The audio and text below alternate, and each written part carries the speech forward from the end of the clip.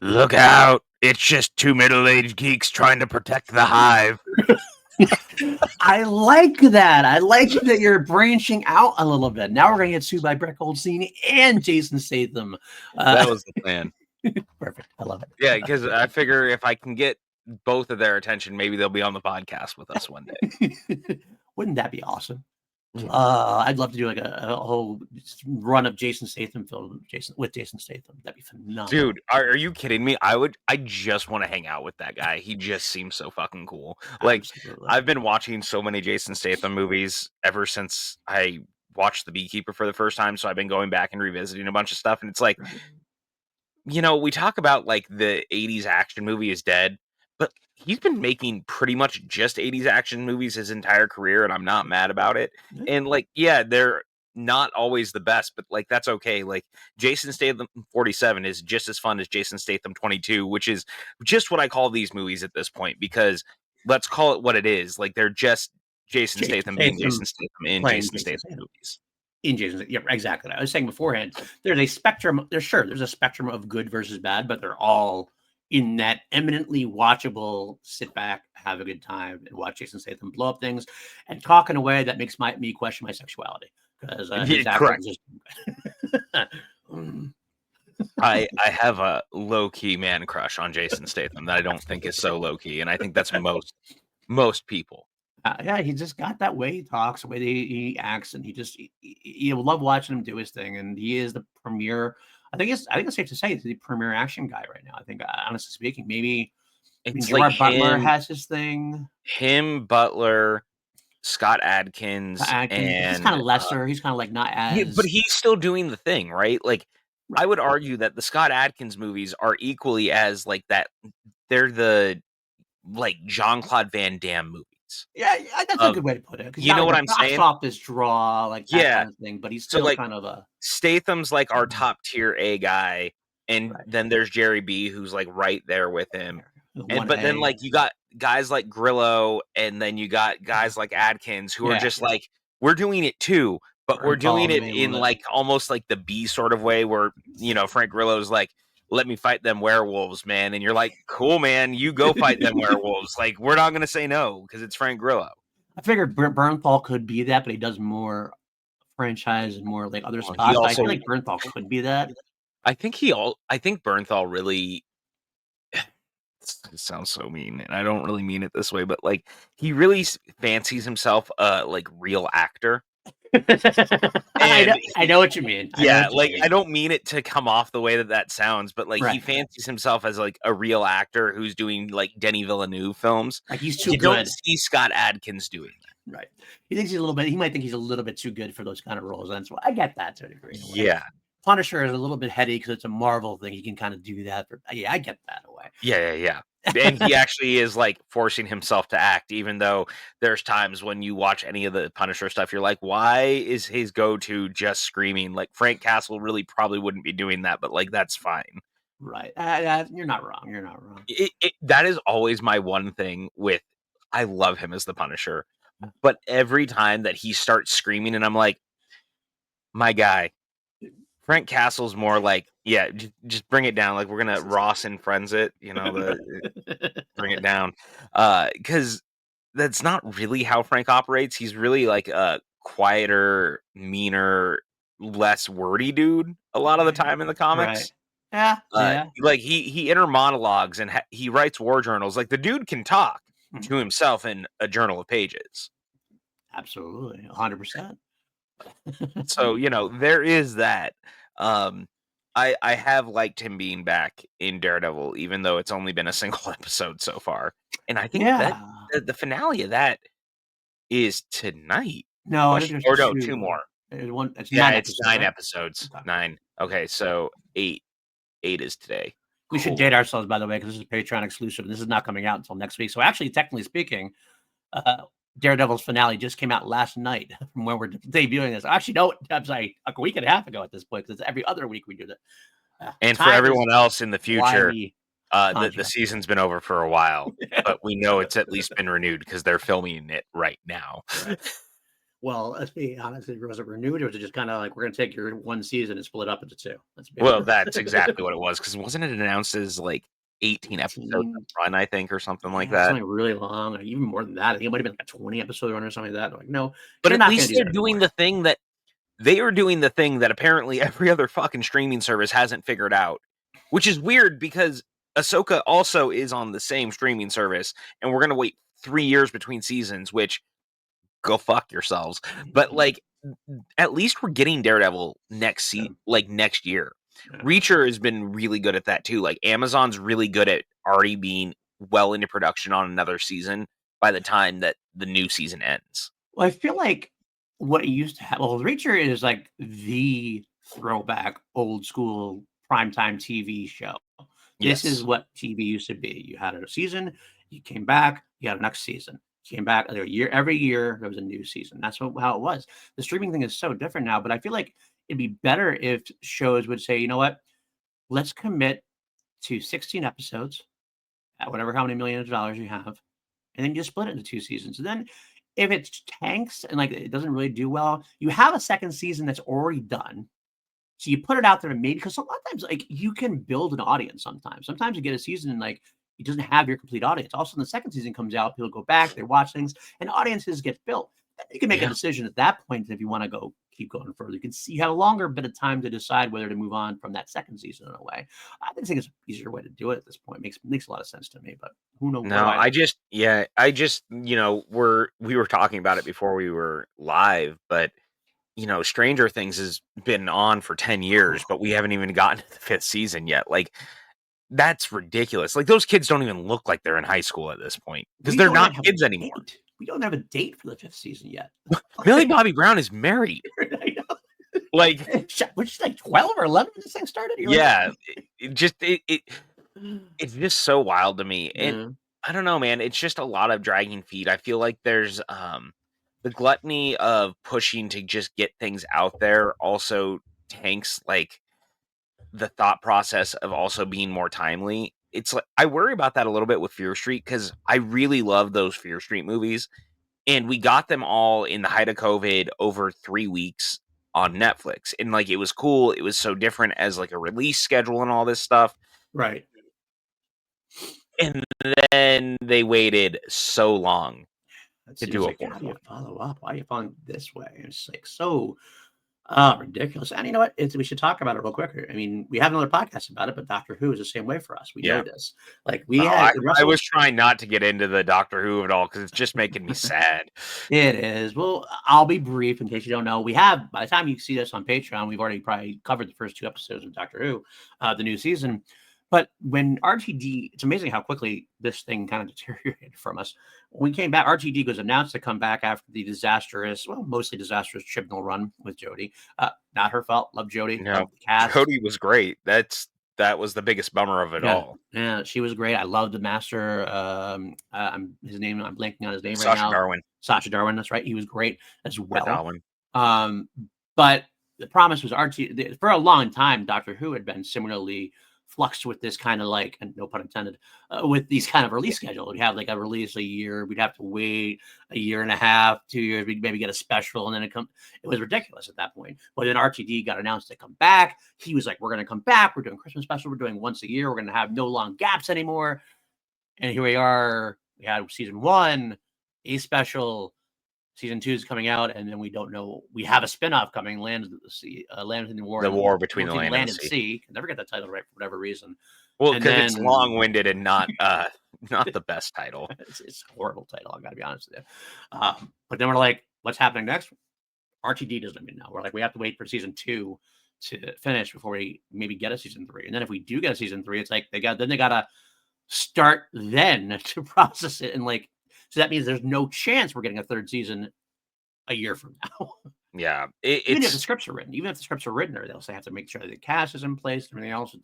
well, and with all the rumors about the cast and stuff right now too, like I don't want to get too far into it because this is, like I come said, it watch our just other kind of makes me podcast. sad. Come watch Yeah, our I don't podcast. know. I hope for the best. Obviously, Yeah, I'll say the early reviews for the first episode do not strike me with confidence either.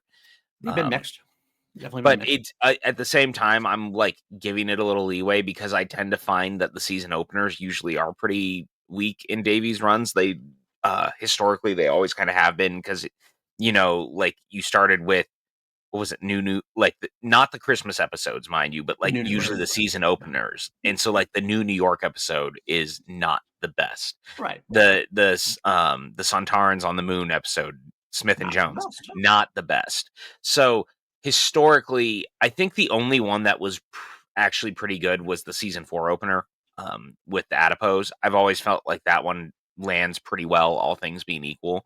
Now it's But helped with the return of Donna Noble, I think. well, That and that's part what I of was gonna was say, is that yeah. it helped with the return of Donna Noble, and now with some other rumors that, like, they're potentially jockeying to try to also find a way to bring Tennant back for another season, and, like, you can tell that the writing on the wall right now is they're not, like, that thrilled with where the show is at, and it's a Right. bummer because I also am afraid we're losing Shooty and not for the right reasons. Right. If we're losing Shooty because he's super in demand and, his star is rising, it totally get it. That's fine. But the problem is it also kind of gives me more like Colin Baker being forced out of the role vibes. It's funny. I do see it as like 'cause all the rumors that I've read, all the things I've read, and this is again, these are all rumors that are not vetted. We have no idea if they're true or not. No. They've all basically been that he was going to leave because he can't commit to a schedule because he wants to make sure he has his options open. And more power to him. He's a young actor, wants to be able to do what he wants to do and not be trapped in Yeah, trapped 100%. in a role, especially if one's like, well, we don't know when this is coming back. Well, I gotta act, I gotta do something. So, I gotta have something that's more sure than that. It's, Um, it's so funny because like it just gives me the Brian Singer trying to do X-Men 3 vibes mhm. where where it was like, "Hey, we did really well. When are you gonna make the movie?" "Yeah, yeah, don't worry about it. Don't worry about it." And they kept kicking the can down the road until he signed for another movie Right. just to move on without him. Yeah. It's Yeah. so I hate to be the cynical guy but it's just that's kind of where my mind keeps going to it because I don't want to believe that obviously. I Right. love Doctor Who. I don't want Doctor Who to go away. And here's the thing.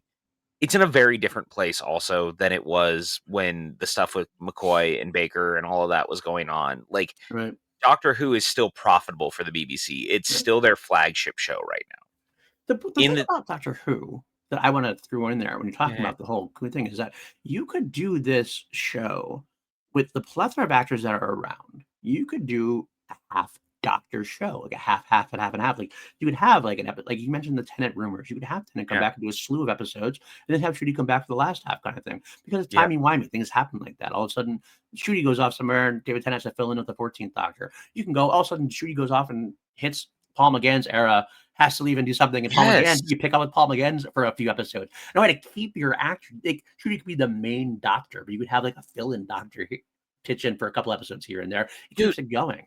it's so weird because I remember Davies talking about when he was not running the show, how he was like, "We really should have more seasons where, like, you have 2 doctors together." Yeah, And they've never really done that, and so I kept kind of anticipating that being a thing, and we just never have that as a thing. maybe Like, that's the we answer. If we get a third season, maybe even if it's not Tenant, let's like put the Tenant aside because that's a whole other ball of wax. And I know some people are over Tenant and not like that he's I'll never bad, be but over like him. I love Tenant. I love Yeah. Tenant. Some people are kind of like, I don't want to see him revert back to Tenant. It feels like a Hail Mary. It feels like a cheap ploy kind of thing. I understand those I do thoughts. think there's a story there to do it. I think Um, there is too. I think yeah, there absolutely so is. But I think what if the decision is that we have to move on from Shooty, you could like have a new doctor come in and then they just split time. well, I mean, I'm with that that. was we talked about it a bunch with the Giggle. One of the best things about the Giggle was it was the first time we'd seen the 2 doctors Yeah, like, really interacting on a regeneration, and I loved that episode because it very masterfully once that split happened, it right. really allowed Shooty to be the doctor for the rest of the episode with Yeah, Tennant doing Tennant things, and it was great, and it worked, but I would love to see, like, a more palling around season of 2 doctors who are just in the TARDIS for whatever reason, something happens, and they're kind of on this, like, big adventure, and it would be a great way to get someone like McGann to come back. right. I mean, you could And actually the fact have that like McGann still hasn't really had that yet? I know Come I feel on. bad for him. I feel really bad for him that he doesn't. He never had a full season. He didn't have full anything. I mean, he had Big Finish. That's really, he had the one TV Well, movie thank and then a couple of webisodes, really, pretty much. right. Yeah, and he's had what 2 appearances basically since Yeah, that's true. He did make appearances in the because Power he of the did Night of Doctor. the Doctor, and then of The course he was Doctor. in The Power of the Power of the Doctor. Doctor. Yeah, briefly, and that's what I mean. You should definitely The pick up Power of the Doctor, where it was like, oh, Chris Chibnall does like Doctor Who and can write it. which is so weird. Which is the worst. Yeah. Your last episode, your 90-minute last episode, was the one time I was like, oh, he actually does like Doctor Who. You That's so weird. actually get it. You actually get it a little bit. Yeah, I do feel like I do feel like people give it like the fugitive doctor thing, it really is overwrought. People are so weird about that. I've never had a problem with the fugitive doctor. I don't love the timeless child bit, but the fugitive doctor stuff is great because Joe Martin's awesome. And I kind of like that he's even said he was like the idea was not to say that it was necessarily pre-Hartnell. The idea was is that you weren't supposed to know whether it was a past or a future incarnation, and Right. even the future doctor or even the Right. fugitive doctor is not aware. Yes, exactly. And that's the kind of a cool thing. There's some kind of trick in the mind that you do that. You could play with that for a bit, and that'd be a lot of fun to do it. Yeah. For sure. You could have that, like we were talking about the seasons of the Doctor. Like imagine, like I looking back to, I know this didn't exactly happen, but one of my son's favorite seasons was actually the Colin Baker one, the Trial of the Time Lords thing. Dude, Trial of the Time Lord's so good, It honestly. is wonderful. It's a wonderful thing, and like you could have something like that with multiple doctors throughout the entirety of things. I mean, some people would it cost more? I don't even know if it costs that much more because it's like you're paying 2 doctors or 3 doctors, but it's like half the time they're actually It's making appearances. So it's like right. It's also weird to me because I feel like the one every time you do a multi-doctor story, it tends to be a single episode. right. But the multi-master story was multiple episodes. Absolutely. And that was great and great fun. You had a lot of different like fun chemistry connections, seeing how they were going to react and everything else. I loved those. Right, and so that's why I've never understood why we haven't wow, we really just did turn this into a Doctor Who podcast, Yeah, didn't we we? gotta stop. We gotta stop. Go watch this. Here's me catching us and going, "This whole episode is just gonna be us talking about Doctor Who if we're not careful." Because also, it's Doctor Who, and I could talk about it forever. Yeah, exactly. Let's get in. You know what? Save the Doctor Who stuff. If you want to go listen to us ramble about Doctor Who, I'm sure we actually probably did a very long first episode of Doctor Who because we have a lot to talk about before we get into the season premiere. So that'll be the Big Blue Box with PJ Uh, Campbell and PLD, and that's already out there. Probably by the time you see this, it's definitely already out there. is it though? It Is the is. premiere this weekend, by the way? That feels so weird. It's Yeah. coming out so out of nowhere. That means we're recording next Monday, Monday night. Are we also recording Tuesday morning? I believe we are. That's the There's plan. no world. No world. Damn you. Anyway, doing that live on air. Let's talk about thinking this. about it. Oh my god. Oh. Anyway. So Oh. Predator released a trailer for an animated movie today and it looks really good. It really does. Dan Trachtenberg directing, obviously co-directing. The wonderful job. If you're listening to this in November, the movie is come and gone at this point. We'll find out if it was actually good or not already. But it's just funny to say that out loud now, where it's like, yeah, the trailer dropped today. It looked really good. Like we've heard about it for a bit, and it looks badass. It really did. I like the animation style, and it proves everything you want a Predator film to be. The animation allows them to go deeper with some of the gore, some of the ideas that have been floating around for a while. It looks great. Yeah, we get Predator versus Samurai like everybody's been wanting for a while. There's some like cool World War II stuff going on. Looks like Predator versus like Vikings also, like just very, very cool. Dan Trachtenberg seems to have his pulse on the franchise, and I like that they even said they were like animation allows us to make stuff even more sweeping and bigger and do it well Yeah. and not go like crazy over budget to do this. So it allows us to play with it. And it's like, yes, more of that. Like that's what we've all been saying for so long, like with indie and Star Wars and all these things.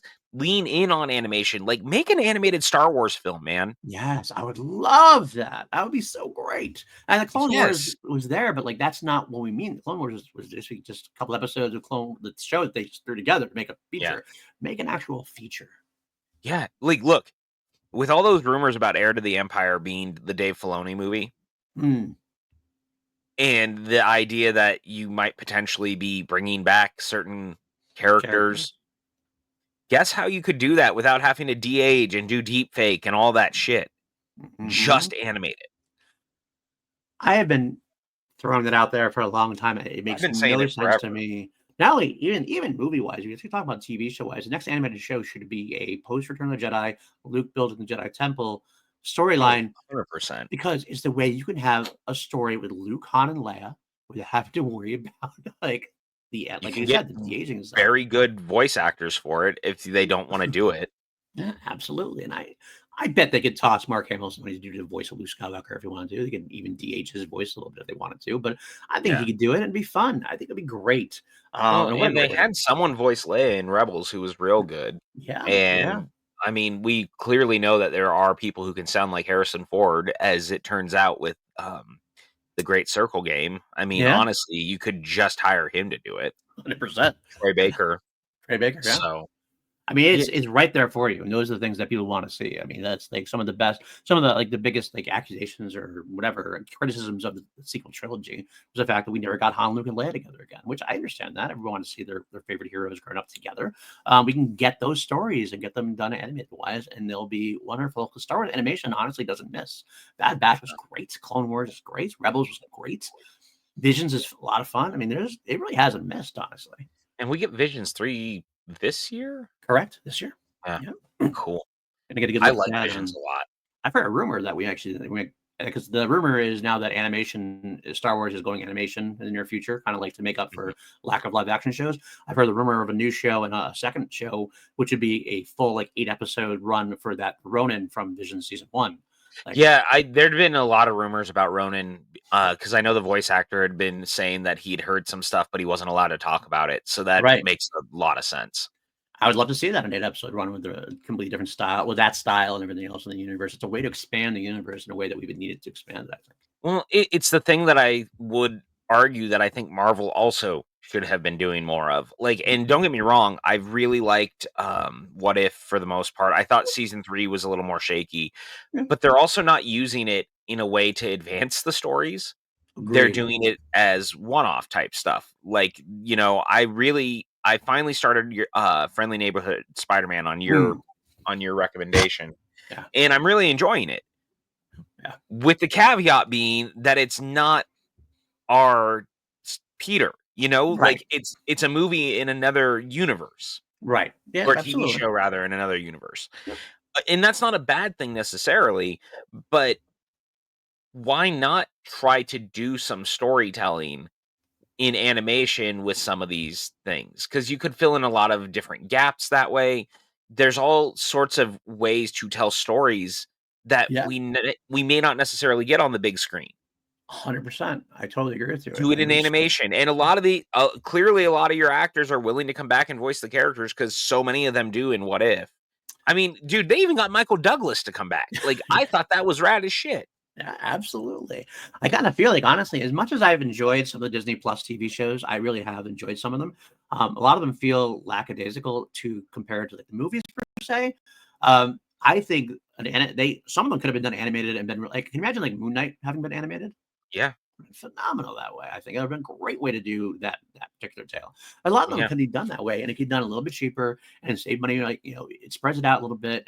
And I think that's the way it should go. To be honest with you, Well, I but don't disagree. I also just want a sequel to Werewolf by Night already. is that Um, ever going to happen? Is that ever going to be I haven't heard anything about that. I heard it briefly when it first came out, but then I haven't heard anything since. um, I don't know. Okay. I think that everything that was kind of an idea ended up being a lot more in flux, and it's the conversation we've been having a lot, where there is some truth to like how Marvel is being looked at right now by people, and I do get what people are saying in some capacity, but we have to remember I don't put the onus on Kevin Feige. It was not Feige who overloaded the company. It was Correct. Disney chasing the streaming thing. It was Chapek pushing that they had to meet deadlines that they weren't ready to meet on shows they weren't even ready to make.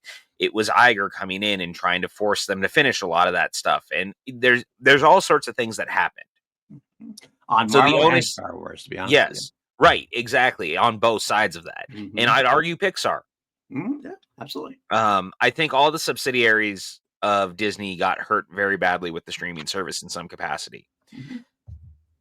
And I think with also the reflection of how people are looking at the Marvel things and how things have gone the last few years, I think a lot of the other planned material has been pulled back on until they get past Secret Wars.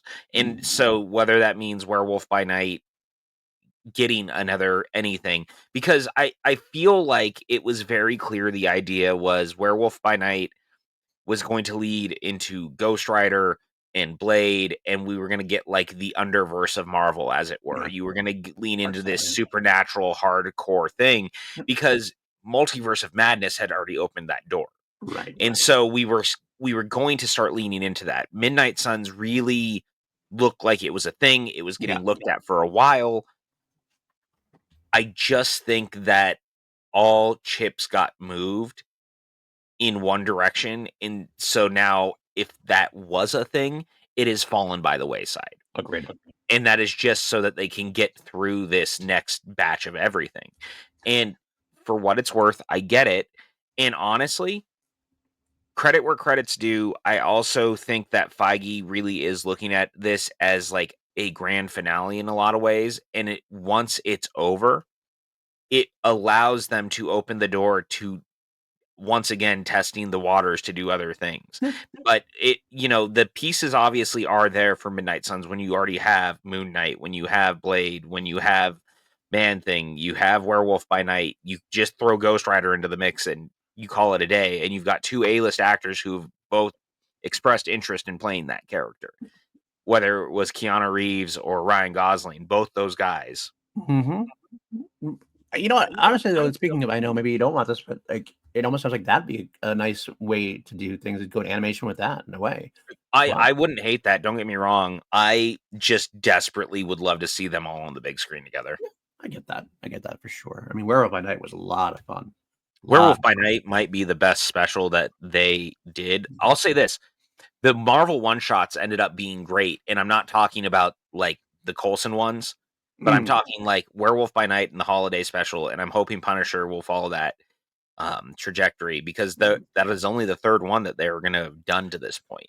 That is also something I've been pitching for a long time in both that and Star Wars. Do Yeah. these like one-off streaming movies or like low budget or like limited run movies where they're like lower budget and like they can tackle these little lesser characters, but they have Yeah. their niche stories and everything else. You're not committing to any long form.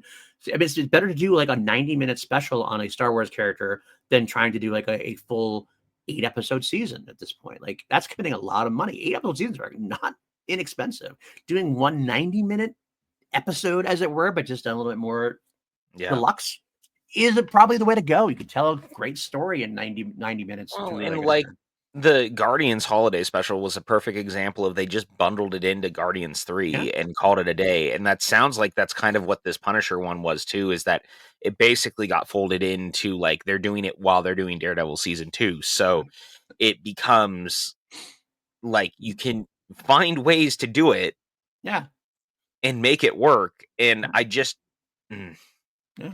it's here's a perfect example of this. We're gonna be talking about Thor. It only took us 30 minutes to get to this. Today we're Shocking. talking about 2011's Thor, which is a great film. Yeah. It's a lot of fun, but there's characters in this movie who could have had a great Marvel one shot at one point, or an expanded television animated series, and that's the Warriors 3. Mm-hmm. Sif and the Oh, Warriors 3. wonderful. Like, you could Absolutely. have easily done more with them in some capacity, and we never got that, and it's weird because this is arguably the only film that actually gives them anything to do. Yeah. It's sad that that's the case. That because I mean, Thor is so unique in the Marvel universe, especially at this time, like, and so much so that we're going to get into it. I think Marvel was afraid to commit to to being completely a Thor movie in a way. As far as like the mythology goes and the Yeah. lore goes and everything else, they were kind of scared to do that. Because like most comic book movies are, we mentioned that before when it comes to even Superman, Batman, they used to do like these more, we're going to ground these stories a little bit because we're afraid to do the comic booky stuff. Yeah. The stuff that we're excited about in this upcoming Superman movie, like the stuff that they're unabashedly, like unafraid or unashamed to be a comic book movie. I, And it's so funny because I actually watched the like 20-minute making of that mm, was on Disney Plus for it today, and I hadn't watched it since it hit Blu-ray probably. okay. And I forgot they do straight up say there was a version of the movie at one point where it was going to be like the stuff on Asgard, and then you were going to do everything in like Viking era. Wow. And they straight up were like, no, we can't do that because it's too alien for people because now you don't know both worlds. Right. Right. So the idea was to pivot to like, we can have Asgard, but then we have to ground it in like a more small town Americana type thing to try to make it so that we would buy the world. Right. But at the same time, they also, and I never really caught this, but it makes sense. They actually tried to create the town to look similar to Asgard. And so that's why it's like sweeping and open and different. And like the buildings are actually modeled to be a little similar. Oh, okay. So that like when it bridges and you're looking at it, you're like, oh, there is some like the Connection. way that some of the buildings are structured even look like the things on Asgard. Oh, wow. Okay. I did not know that. And I had never thought about that Okay. before. Yeah, I never And even I did not thought that notice was it. fascinating. I wonder if it's a subconscious thing. Like maybe that's what works for When you because I it didn't notice it. No, and they said it was, like, very intentional to, like, create Huh. a link between them, and that's why if you look, like do you notice the mascot of the football team of the high Uh, school is the Vikings? yeah. Yeah. Yeah. Yeah. And the whole town's thing is kinda being high on, like, Norse mythology Right. and all these things, and that's you're in an area where there's nothing outside, and so they can lean on the stuff about constellations and Right. space, and it's open, and you'd be in the world where it was like it's the kind of spot on Earth that you could believe a bridge between here and there would make sense, and you would see like parallels to it. I just thought that was so interesting. I had never caught that before. Yeah, I never caught that. I would not have caught that until you told me. I don't think I ever watched the back. I did get a chance to watch the behind the scenes. I try to always watch the behind the scenes if I can, but I Yeah, didn't get a chance to this time. What a great that's a great idea to do. I mean, like we said it in text afterwards, like this is definitely a tale of two movies, obviously because of that. There's the Asgard side of things and there's the Earth side of things, Earth kind of the side of things, which could have like tanked the movie. Honestly, it could it have really actually tanked the movie, works. but it does work, and I think it's strongly on the basis of that Hemsworth, Portman, they have great chemistry together and great camaraderie together. So you kind of like really buy into that and you get the world building, you get the Coulson of it all, who we already know and love from Iron Man already so far. You get the introduction of Hawkeye. So that's the Marvel side of things. It's like connecting things and building things out. So like enough to keep you like engaged with it. Um, but the Here, winner, it's God, funny you bring that up. It's This movie is a lot of firsts. yeah. It's the first time we see Hawkeye. Hmm. It's the first time the movies aren't fully grounded. We're moving into, like, the more mythical realm. It's the first movie that gave us a Marvel one shot, Yep. which was a The, funny thing happened on the way to Thor's the, hammer. yep. It's also the first time we see Jasper Sitwell, who also Yes. appears in the movie, who is a bigger character down the line within Shield. There's a lot of that stuff going on. It's the first time we really see Sam Jackson Mhm. interacting with other characters in the universe, and like you get this feeling that Shield is a lot more involved. Right. And I really like that. This movie is there's a lot of firsts to this movie. Yeah.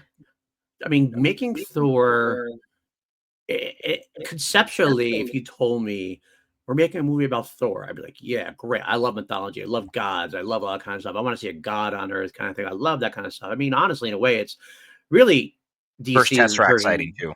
Yes, first, yes. It's really DC's. It's a bit Marvel's version of Superman to a degree, as far as power set Yeah. goes, and being a god on Earth kind of thing. But then you told me, but we're gonna make it a fish out of water story as well, and you're kind of like, you're making almost like a comedy out of it. Like you're really making a comedy. Like, is that gonna work? But There's a fish out of water element to it for right. sure. But it definitely makes it to the point where, like, again, because Hemsworth is eminently likable in this, Yeah. for sure. Like, you do get taken along on the journey. And I will say part of the reason why you are taken along on the journey is Tom Hiddleston. Tom Hiddleston is Oh. phenomenal in this So, movie. so here's what's so interesting. One, I thought you nailed something up front that I think gets lost a lot. There's a lot of people, and I remember even going back to when it came out, there was a lot of talk that Natalie Portman and Chris Hemsworth didn't have good chemistry, and I never understood that. I love them together. I do too. Um, and I like the characters a lot. And I think that a lot of what people think is bad or non-existent chemistry also just comes from it's two people from different worlds, and I really love that. And it really works, at least for me. I think that they're a lot of fun together, I do too. and I I I think that she in particular gets a bad rap within these movies. Now, granted, I do think in the second one she looks bored and like she doesn't want to be there, but I would argue that's all of them, and that's a thing we will get into with the second movie. Right. I agree. I agree. There's a reason that a lot of people don't love it, but then you look at Thor: Love and Thunder, and I look. Say what you will about the movie, she's really good when she comes back. Yeah, and she wants to be there. It does seem like she really wants to be there for that one, and I think Right. I mean, we'll talk about that one later on. I think you and I are on the same page and might be on a minority on Well, that. we're definitely in a Shock minority opinion on that movie, I think, shocking, I and think, that's for me. okay. Yeah, Shocker, absolutely. you and I agreeing on a thing. I know. Um, but the one thing that this movie also has more than the others, weirdly enough, it's arguably of the first 3 Marvel films, the one with the biggest and best cast, Mhm. and it's also the first time, and again, not to, like, really lead the point, but it's the first time that these movies feel largely large in scope. It's the first time that it feels like this universe is grander than we've Right. seen it. Like, they really put the money into populating it with people you might recognize, and even if you didn't, they really, like, take on the role, but the world also feels like it's expansive and it's big, and you're really pulled into it because it's grand, and I gotta say, Kenneth Branagh directed this, and Kenneth Branagh is a hell of a filmmaker. I wanted you to bring that. I waited for you to bring that up Yeah. because there was one. He was one of the few. Like, if you think about a director for this movie, he is one of the. He's got to be on the short list because of, like, Mhm. his Shakespearean history, which deals really much into Thor, Asgardian side of things. Yes. But he's got a real sense of, like, knowing of whimsy and wonder. You've seen him in the Harry Potter films, like his acting in the Harry Potter films, like, and well, the one film really. But he Yeah. has this kind of connection with material like that fantasy type material that he can make it work, make it fun, but yet not lose the grandiose side of things. And, like, that's what you need for Thor. Thor needs to be grand, and it has a danger when it goes to Earth of losing that grandness. But Rob never lets it dissipate all the way. It makes it go a little bit, No. but lets you go. But then it comes back, and you're like, okay, this is really in that No, because it's grandiose always sense. kind of on the, like, sidelines, and we cut Right. back also a lot to the stuff happening in Asgard, which Hmm. is great because it allows you to remember that these 2 worlds are interconnected. The story is still very interconnected. Like, we're never far away from what's going on, and he really takes that Shakespearean love, and this movie is such a Shakespearean tragedy in Mm, how he looks at, like, the fall of Thor, and all these things, right. and it works, and it's good, and you know what? Even though Anthony Hopkins is clearly just being Anthony Hopkins in this, you He's couldn't have asked for better when it comes to someone playing Odin. Honestly, I'd tell you, is much like, we're if you're it's just a, like, behind the scenes stuff here. We're doing this for Patreon exclusive. At the same time we're filming this, we're going every other week with the MCU. We're doing Superman right now, which, obviously happened 6 months ago. If you're not on Patreon, Yeah. um, I so see this connection between Marlon Brando playing Jor-El and Anthony Hopkins playing Odin. Similar kind of Yes. thing. They're both got, like, Anthony Hopkins, is he phoning it in a little bit? Maybe, maybe phoning it a little bit, but like he just has that kind of gravitas, that kind of chemistry that he could just pull it off, and he doesn't need to. He just is that cool, that like his chemistry is off the charts just in real life. So just putting him in that Yes. role, letting him speak these lines, and you're going to get a good performance or a good role out of him. And he is. He does.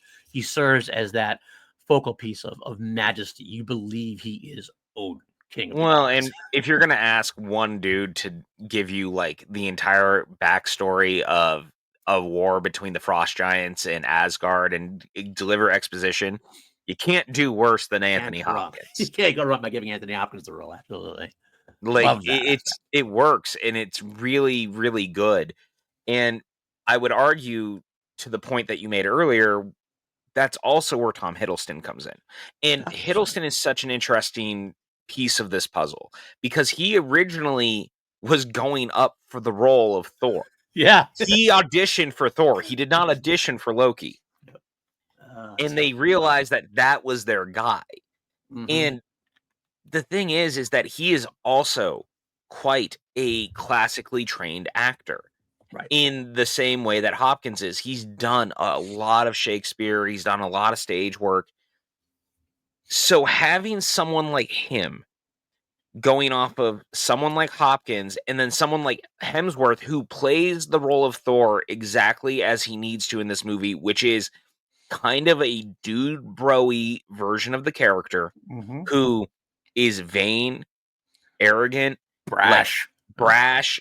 Yeah, he's basically the drunk football player from your high school who didn't grow up. He's the quarterback. Yep, he He is is the the quarterback. quarterback. He peaked in high school and he has stayed there ever since. hmm So they really lean on having two powerhouse actors around Hemsworth that allows the like emotional crux of so much of the story to be played out by these two Shakespearean actors while Hemsworth is doing great work as Thor, but he's doing like the buddy comedy dude bro thing, the Right. like fish out of water stuff. But these two elevate the material and you go, man, it is real good because they make it feel real good. Yeah, absolutely. I want to expand. I mean, Tom Hiddleston. Let me tell you, I'm gonna point blank say it. People love Thanos, understandably. Loki is my favorite MCU villain still to this day. You can argue that Loki is your favorite? Loki is my favorite. Yeah, I will say I understand the argument that becomes more like heroic and more of an anti-hero. I get that. When it comes down to it, you look at Loki in this film. To me, this is the greatest MCU villain. The emotion is there, like when his backstory comes into play.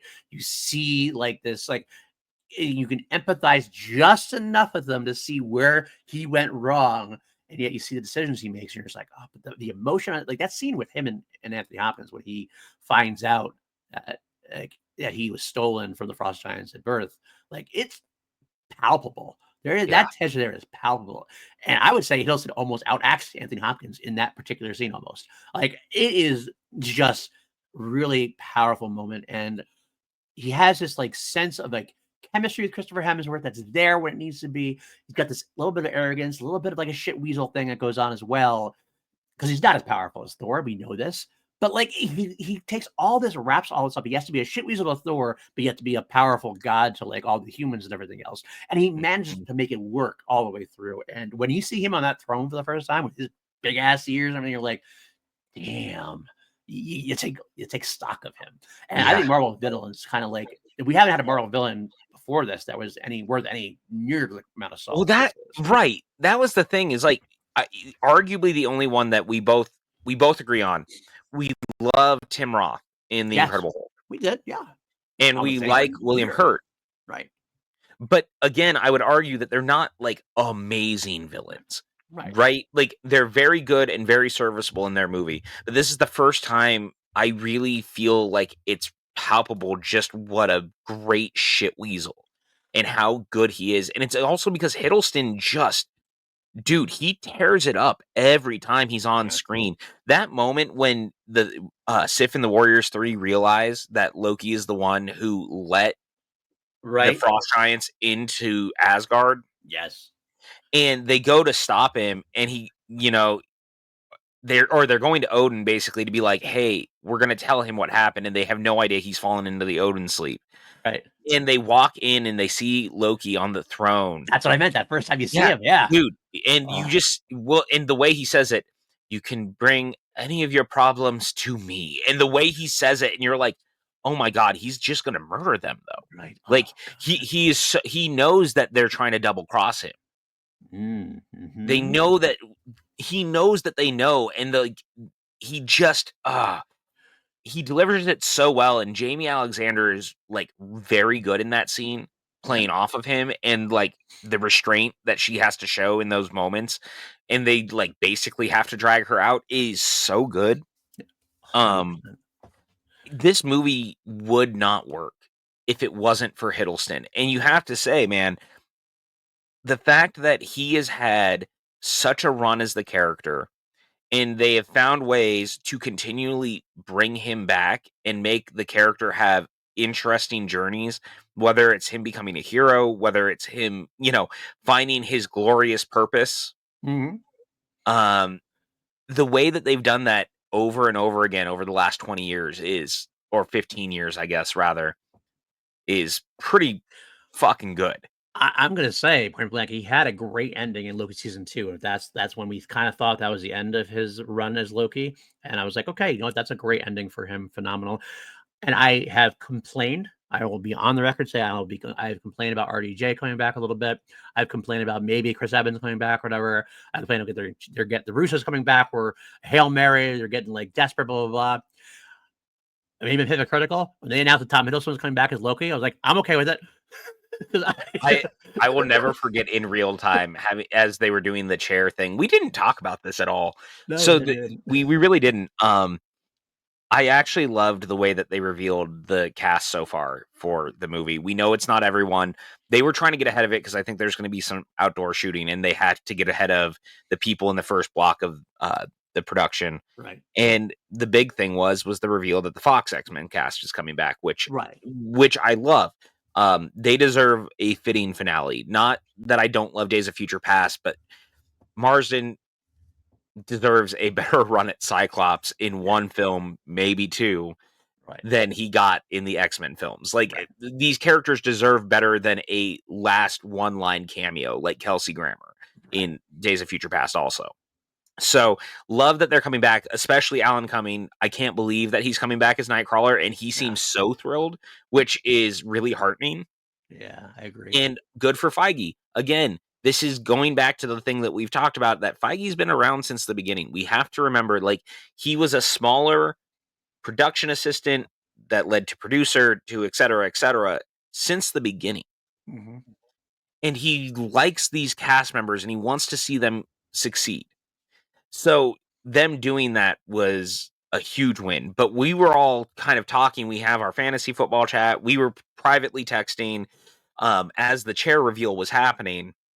And the funniest thing was I was texting Jacob London, and London was like, "There's no world Hiddleston's coming back. There's no way. Like, he's done. Like, he's clearly done." I was like, "There's no way he's going to be in the movie." I was like, "I bet you he's like the MacGuffin of the movie in some capacity, because I'm sure that the tree of time and stuff is going to play a huge part in the film." Agreed. And sure as shit, not 10 minutes later, they started playing the Loki theme as the camera moved. And I texted you, and I texted him, and then I texted you, and I was all, I hate to say I told you so, but I also told you so. And he goes, yeah, I own that. I was wrong, which I don't hear him say very often. So, it was a sweet success for me There you to hear that. But go. I will never be mad if they find ways to bring him back. No, And he's stuck in. here's hoping that he gets more to do in this one than he did in Avengers Infinity War. Right, which we'll get to. Yeah. Like, not that I don't love Infinity War, but Right, you killed him off in 10 minutes. right. I mean, I kinda understand it to a Well, degree, but sure. I agree. And bringing it back to this film, I wanna say real quick before I say this is the first time in the MCU at this point where honestly the villain is better than the hero. Like not only is he a great villain, the first great villain we've had, I think he's better performer and better draw than Chris Hemsworth as Thor. I think Chris Hemsworth as Thor develops and gets there over time of the MCU. But right here at this moment in time, Tom Hiddleston is the star of this movie for me. I don't disagree at all. And I would also argue I think it's also just because the two characters are vastly different and Uh, one is far more interesting than the other. yeah. And that's not like again, it's not necessarily a dig and I don't even think that's a problem with the movie because I do think Thor as a character is good. He's super fun, like he's super likable. Hemsworth is great. But Hiddleston's character arc is so much more interesting. His performance is so much more interesting that you can't help but be drawn to it. And that's why they were so smart to lean on that and make him the villain in the Avengers because they knew that they then had a villain that was already built. Mhm. They knew that it was an actor that people liked. They knew that he could be charismatic and go toe to toe with all those guys, and it works because you had to have someone who could do that. And that's again another conversation for another time, obviously. But it all comes back to this movie, Mhm. and this entire thing really just stands on the back of Hiddleston. As weird as that sounds. Yeah. I mean, I trying to I almost wanted to look at the end of the movie. I kind of wanted to watch it again because I'm trying to figure out exactly like how long he is in the film because it's not like he's in a lot of the scenes, but it's I mean, amazing how he's in it much. from beginning to end. That's what it is. He always keeps coming back, and it's amazing. Like with as little, like not as it's not like a Anthony Hopkins in Silence of the Lambs situation, but it's similar in that like with a small amount of time, he really is like he carries the movie, Right. for the most part. No, Um, and 100%. And I think the other thing that really works in this movie's favor is that the way it does intercut, as we talked about, taking the story, we start the film and you're already in New Mexico, they hit Thor, and it's this whole thing, and then we're whisked away right. to Asgard. And it's actually a really great opening. You could cut the first 5 minutes and just jump into Anthony Hopkins doing the narration, but I actually like it better this way. Oh, interesting. Because actually, that was one of my notes is that I honestly didn't like the open. I'm not that I didn't like it, but I thought it would have been better served to have opened up on Asgard, get us into that like that mode of operatic grandeur, and then you pan down to Natalie Portman looking up at the stars. I think that's a better way to do it. To be completely honest with you, I didn't mind it necessarily, N but personally, I would have liked it better the other way.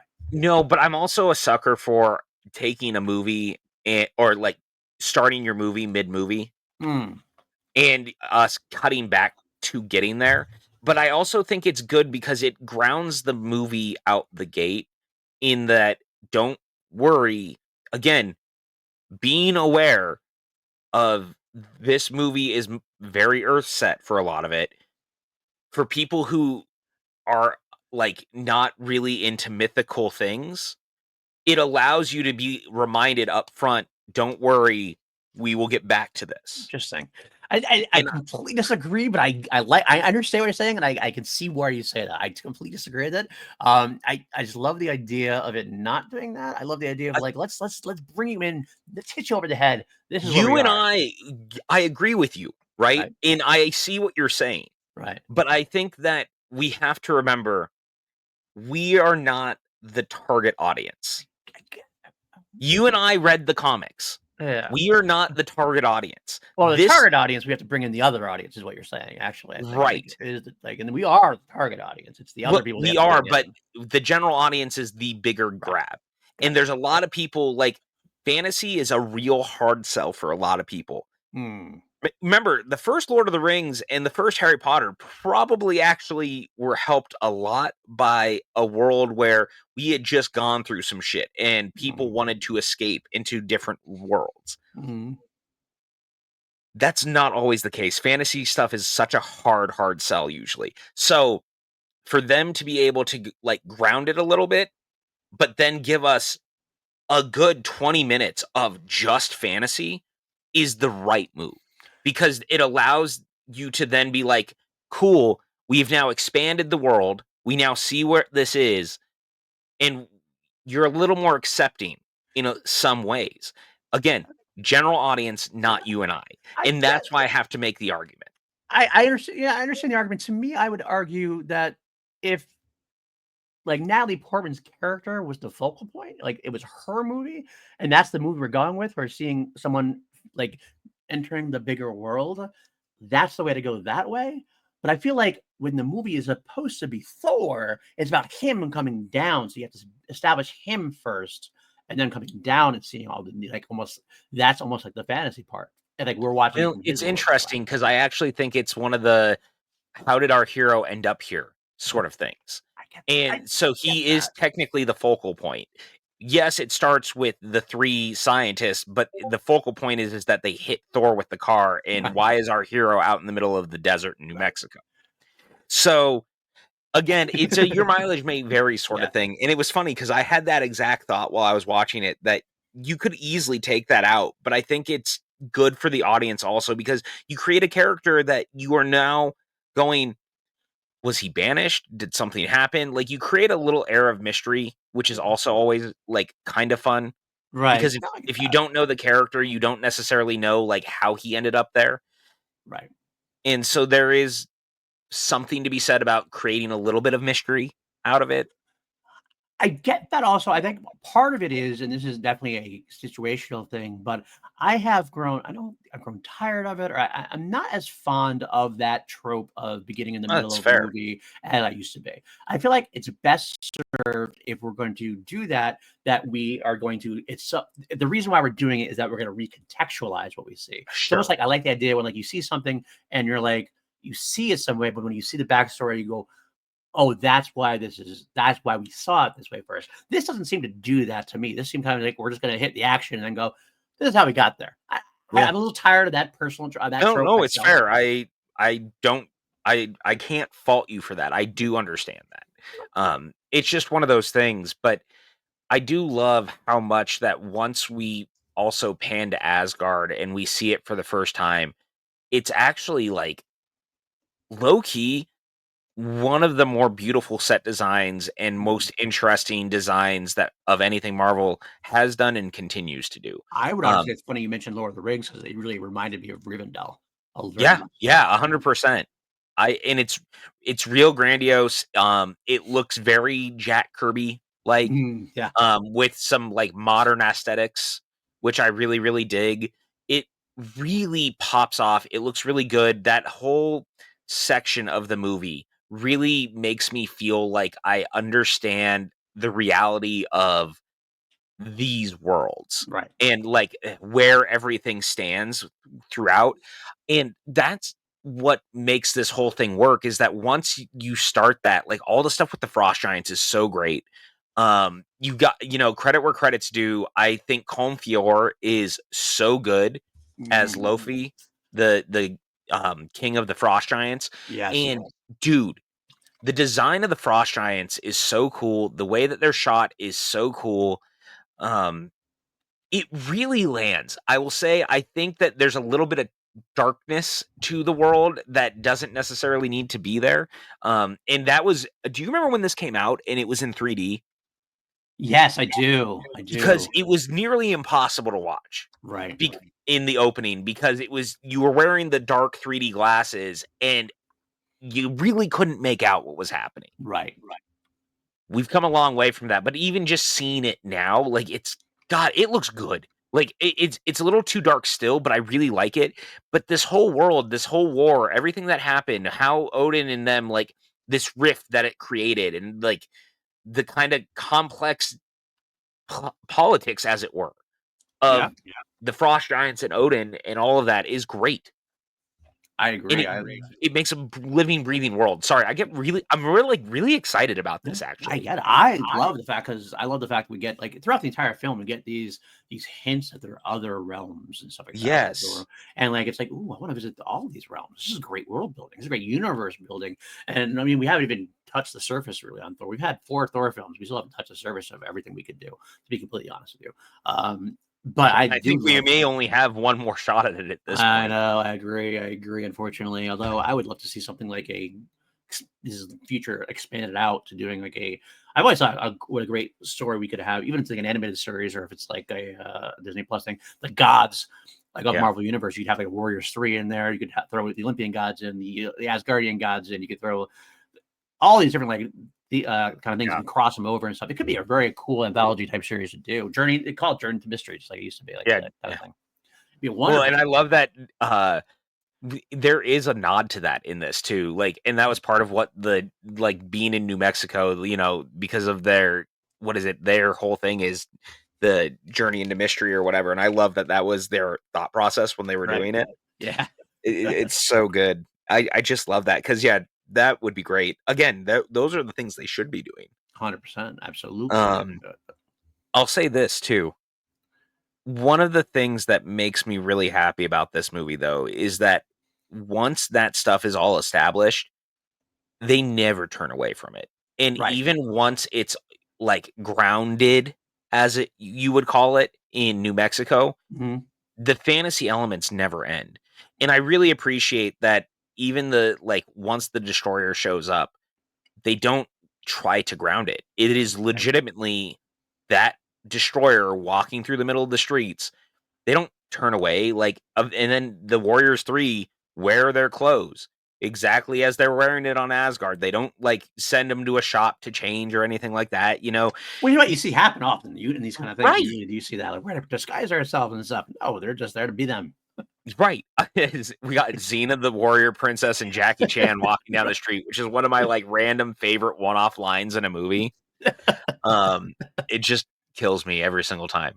But all the fantasy elements stay pretty heavily interactive throughout, Right. which is what really makes the movie stand out. And you see it even when they're going to break in for Thor to try to get the hammer. Mhm. And the way that the weather starts to change a little bit, and the way that you hear the thunder, you see the lightning, and it's like it's kind of reacting to the fact that he's there. It's Right. not that the weather just changed; it's that he's there. Right. And they So make that the point because he gives her the jacket and he goes, "You're gonna need this." And she goes, "What? Why?" And then you hear the thunder and the rain starts, and you're like, "Fuck yeah, yeah, they do a great job, and that's the Branagh side of things. Like I said before, that's the build up to that yeah, operatic grandness that's there. You need to have that in Thor. And I think actually the Dark World suffers from like fake version of that. Like it feels like it's oh, trying to do 100%." that, but doesn't quite hit that realm. Taylor's not a Ragnarok. very good film. No, no. Ragnarok brings that back, despite the your miles may vary on the comedy aspect of it, but we'll get to there eventually. Yes, Um, and low key, I'll say at this point again, bring up low key. I know my pun intended. I'll spoil it right now that before we begin this MCU journey, where we're re-ranking them and all that kind of stuff, Ragnarok is probably my favorite MCU film, but we'll get there. look, just because it looks like the side of the van you drove in high school, maybe a little bit. maybe a little bit. Wasn't Jason Statham originally supposed to be in that movie too? If I I'm want to say he remembering correctly, was. I think he was Yeah. supposed to be Carl Urban's character. I think that is actually true. I'm gonna look it up. I think we talk I about think it. that's Maybe. accurate, or at least they wanted him at one point. And I just think about what it would have been like if that had just been Jason Statham. I mean, and that's no slight on Carl Urban, who would have been No, great. because Carl Urban's fucking amazing in that movie. Absolutely. I don't see it. Looks like it was maybe a fan casting potentially, Oh, but I maybe don't that's know. what it was. In my head, I definitely Oh could no, see there it. you go. Kevin Feige reveals that Jason Statham is almost cast in a Marvel movie. Doesn't say which one though, so that must be That's it. probably Though. what it was. And then I know that there was talk about him being potentially Bullseye in season 3 of Daredevil initially, before they went the direction they went, and I'm glad they went Right. the way that they did. Yeah. Yeah. Me too. I'll leave it at that. Um, So so anyway, there's one thing I do want to bring up in all this. okay. We've talked about it, how great the cast is, Okay. and here's a character that initially I didn't love, but this character has grown so much on me over the years, and that is Kat I Dennings was gonna as say. Darcy. I was gonna say that. I I was gonna know. bring her up. I was gonna I bring her up. I was gonna say that this is a character who is very polarizing. yes. Some people love her, some people hate her.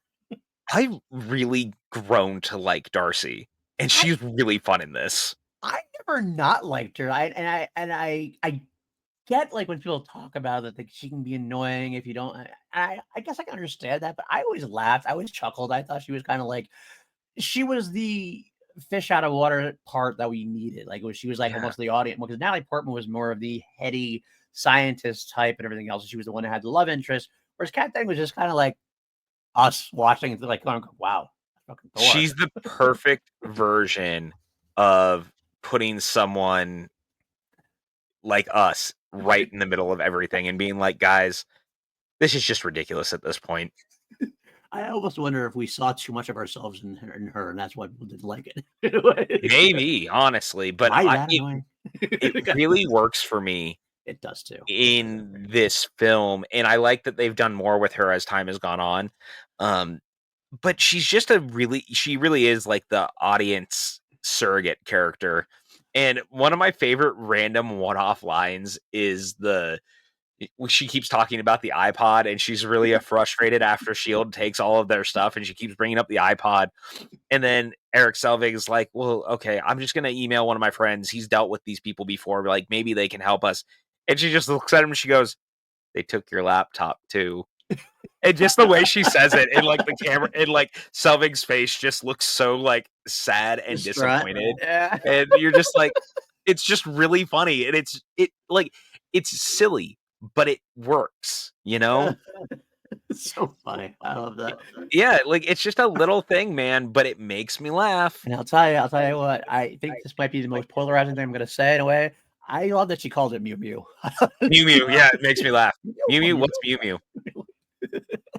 All the fish out of water stuff actually really works in this movie. When they're at the coffee shop and he throws the glass down and she's like, "What are you doing? Like, you just ask. You if you Well, I did. I just did. I meant no disrespect." Like, all of that's great. And then Darcy taking the picture of, yeah, this is going on the Instagram, and he smile, and Thor just has this big ass goofy smile because he's eating pancakes. You're like, I can't even be mad, man. Like, it's just fun. And that's the thing. This movie's really fun. Yeah, it is. It's so watchable. I guess I can understand people having problems with the dichotomy of having like the epic fantasy battles and yet this other fun side of things. But I do think if you give it a chance and let it go with the flow with it, it connects well enough that it works. It doesn't ever, I don't think it ever really gets completely jarring because it also kind of just translates slowly into everything. It's not just like Yeah. bam, bam. It kind of gives you the path in, gives you the path back. And that's what makes it work. Yeah, and I think that the character relationships are all like very well built and very dynamic Yeah. throughout. And 100%. I think that plays a huge part because I believe the relationship between Thor and Loki. When Loki finds out that he's actually, a frost giant and he was actually kidnapped by Odin and was basically going to be used as a pawn in some Mhm. capacity, like Mhm. your heart shatters a little bit. And of course, he's trying to get out of his brother's shadow. And then you find that out. Yeah, it's even worse, makes it even worse. Like, he was just Yeah. already in his shadow, and now you're like, "Oh, now I understand why daddy doesn't love me because I'm not his. Yeah. I'm his enemy." In a way. It's like the worst part of the world. Uh, I will God, say one it's negative so about this good. film. I do have some, we're basically going all over how much we love this film there. I do have some potential misgivings, not to Sir. include the opening. One of the things I think that sucks for me is that it's a complete waste of Rene Russo. She Well, is yeah, so there's wasted in this that. role. Like, I you forget have she's Rene in Russo. this, That's the problem. You have Rene honestly. Russo, and you're just gonna let her do that, which anybody could have done that. Like, that's like a complete waste of time for me. I kept waiting for her to do more. Her to have this like big It's important scene, and she never really does. You're like, oh, well, No, okay. it's so funny, and she never I think in the second movie, she gets a little bit more to do, but Yeah. it is one of those weird things where you're like, "That is clearly Rene Russo in a movie not having a lot to do." Like Rene And Russo's it's her best scene is in like Endgame. I think is probably her best scene.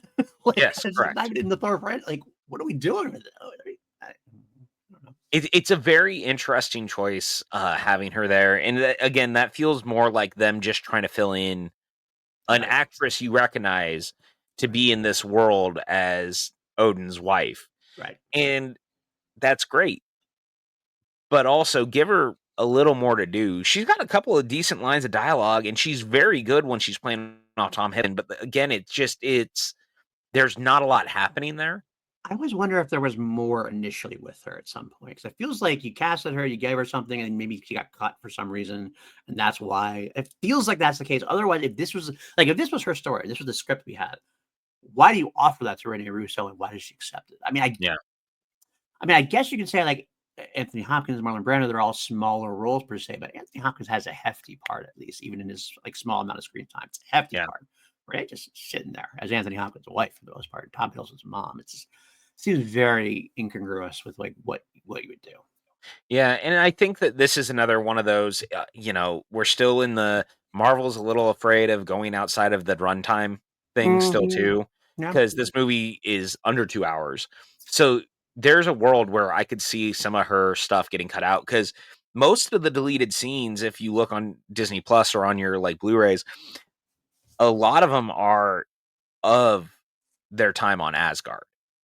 right. So there is a chance that a lot of the stuff that was even like further in staying in that realm was cut out for time and pacing, and that could include more of the stuff involving her. Yeah, So that is a little bit of a bummer. It's not a make or break thing, obviously, but it is like a little distracting in some capacity because you're like, oh, that is Rene Russo. Yeah. Why am right, I overthinking that that's Rene Russo? Because she has nothing to do. right. Absolutely. My other, I guess, misgiving in a way is like a lot of the Marvel movies, the third act part, the final battle sequences. Um, I'm talking pre Back to Asgard are not the greatest. They kind of seem a little typical. The destroyer part is theirs. Got moments, but I feel like I've been there, done that. I like it when they return to Asgard after. I think that's the part that works for me. There's a stretch of moments in there where there's some fun in it, but it seems like it's still kind of like a all right, this is our final, this is our battle. Our final battle is Destroyer in the small town. Stakes seem a little low. Uh, I think once you realize that it's not the final battle, it's fine because it has its place into pushing us into the 3rd act. Right, right. Okay. I guess that works. It works as the moment that Thor is gonna sacrifice himself to save the people in the Yeah. town. Right. And It does, yeah, so it gives him his moment of getting that hammer yeah, back. and part of the reason that I like it, weirdly enough, is because since it's an old west town, it's a standoff in the middle of the streets of Uh, an old western town. Like, it is very much trying to play off of the motifs of, like, the old westerns down to the hero potentially having a conversation with the duelist on the other side, right, and then this one is, though, him pleading with his brother, like, "Look, killing them is not gonna do anything for you," like, and him finally being like, "You if you've got problems with me, I understand and I'm sorry, but, right, like, these people should not get hurt because of that." right. And so that stuff is really good and it really works. It does feel a little samey, and they're aware of it though, because they even have the joke. Is this one of Stark's? I don't know. Guy doesn't tell me anything. So they're very aware. It's another big iron Yeah. suit type thing. Like they very much know that. I guess the part of it for me is that also not only is it just another suit thing, but and this actually goes along with another one of my minor misgivings and something I've grown to accept is that the destroyer is much more important in the comics in a way, and this Oh is yeah. like it kind of feels like a waste of a character, almost just a character assassination to make him just like basically Loki's thug in a way. And I will say there's some differences. I mean, Jane Foster's a lot different in the comics, and it's kind of like a little. It took me a little bit to get used to that and everything else. I know that I like the nod to Don Blake, Yeah. with the The thing, fact that Donald Blake was her ex, but like, right? yeah, It's just some misgivings, and I get that at this point the MCU is its own thing and it's developing its own thing. It's much like how Civil War is far different than the comic book version because of how things have expanded. I didn't quite get that at the beginning. I kind of want a little bit more samey, sure. so I am a little bit. I've grown to accept it, but the destroyer thing still kind of bugs me a little bit. Like you could have had another thug and use the destroyer later on somewhere else potentially. Yeah, you're probably not wrong, but I ultimately like that's one of those things. I'm always happy if it's done the right way, and I Right. don't necessarily like the destroyer just being like Loki's henchman thug Right. works for me Okay. All right. That's because fair. I think that it's a good reminder of how powerful they are. Number one, and I think it's just good also in the, obviously there's still a little bit of Selvig not really believing that he's Thor and them Mm, being like surprised by the idea that this world could exist. And so having this thing walk into the middle of the town the way that it does, it really is it cheesy? Yeah, sure, but at least it works within the confines of what we're doing. And yeah, the destroyer could have been a better character, but like ultimately that just kind of is what it is, right? hmm Right. Absolutely. And yeah, like again, no shade. I totally understand it. I just kind of look at it as it's the bigger piece that pushes us into the next part. And it's also the thing that actively pushes Thor to like be better because if he's going to die saving them and at least he's dying at the hands of something Asgardian, so there's that too. And I've always kind of appreciated that. So like, because Sif wants to go out with her noble death, but it was like, no, Thor's gonna just walk out Right. and do the same thing. Like him telling her, no, you live to tell this story another day, and then him walking out there without it, mostly without his powers, Right. is Yeah. really good. That actually threw me for a loop too. I like it's kind of like actually the same thing happened to me in the comic books at one point. My favorite, I've mentioned this before on the channel.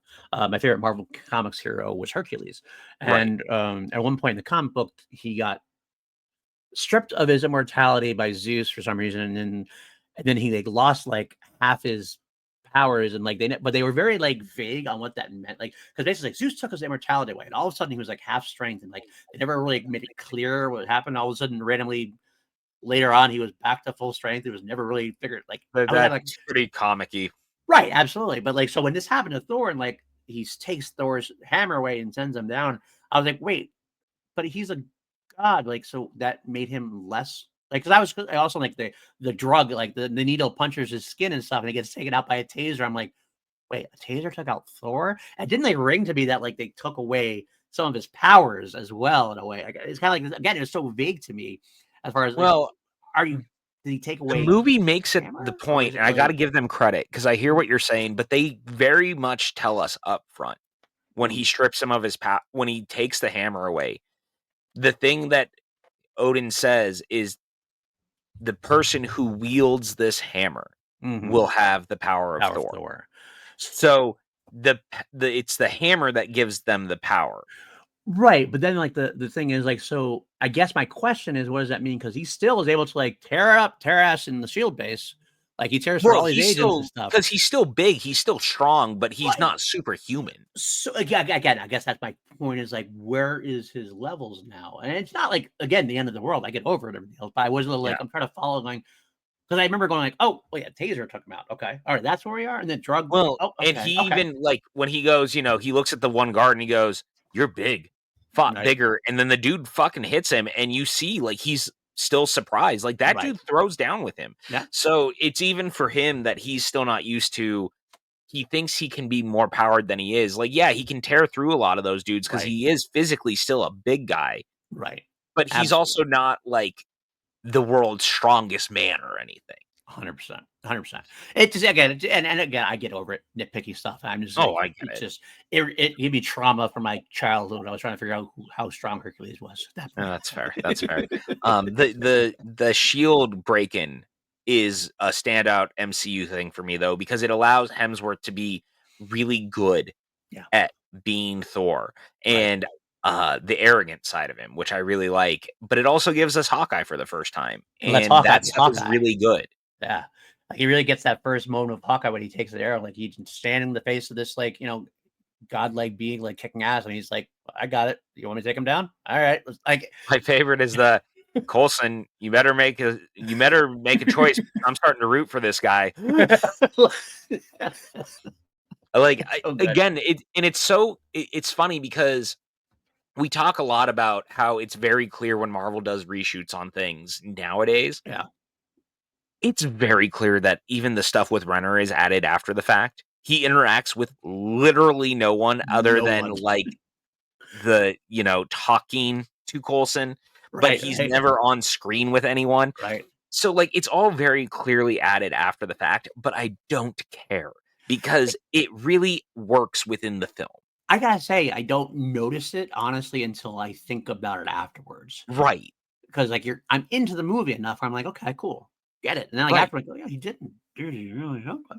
So, yeah, when you're told it, you can't unsee it when you know it, but during the actual film, I never would have said anything about it until later on. No.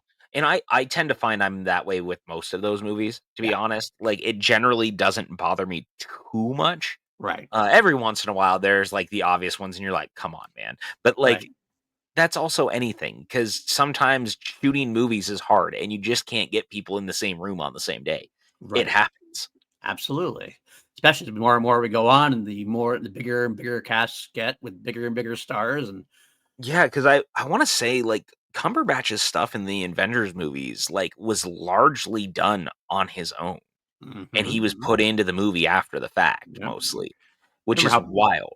I remember how big of a deal they made of Endgame of getting all like as many people as they did get back there for Tony's funeral and everything else for a little bit. Yeah, So I mean, that's what happens. It's hard to get everybody together at the same time. yeah. But I mean, it's just that's reality, yeah. like, it's very difficult to do that stuff. Um, I think that this movie is also, we've talked about it a lot, it's really funny, and Mhm. it's again, I think it's overblown that Marvel has always had, like, now Marvel's quippy and funny, people have always tried to blame that on the Avengers, but it's like, no, no, Mhm. it existed since the very first Iron Man, and this movie continues that same trend. Like, I chuckle a lot while I watch it. I think it's really fun. This movie's light. Yeah. That's what I really like. It's a really light watch in, like, a really good way. Which is funny considering how like epic the setting is, like, with the Yeah. gods and everything else, but it is kind of a fun movie. It is a tough line to kinda straddle. It very Yeah. much so is, and I think it does fail for some people, and that's why some people this isn't one of the favorite Marvel films of people. It's not ever mentioned in the tops. It's always mentioned in honestly, more mentioned towards the bottom than others are. But granted, Marvel has a big spectrum and run of great Yeah. fun films. 30 plus movies at this point. Right, so I get that, but I think it definitely works for us, the line straddle works for us where it's got that fun aspect enough, but it still stays epic enough to maintain the truth of the story, of the characters rather, I should say, and it works overall. No, 100%. I think that it overall really does at least work in some capacity. Your mileage may vary on how some of the stuff plays out, but I think that the movie stays true to itself. Agreed. The When you have a character like Eric Selvig, who is kind of very much like, these are fantasy stories that I grew up reading, and seeing him awaken to it. All Right. these little moments where, like, Jane sees Thor becoming Thor, and it cuts to, oh my god, great little things. I think that having three very likable characters that are earthbound and grounded Mhm. really makes it more enjoyable for me.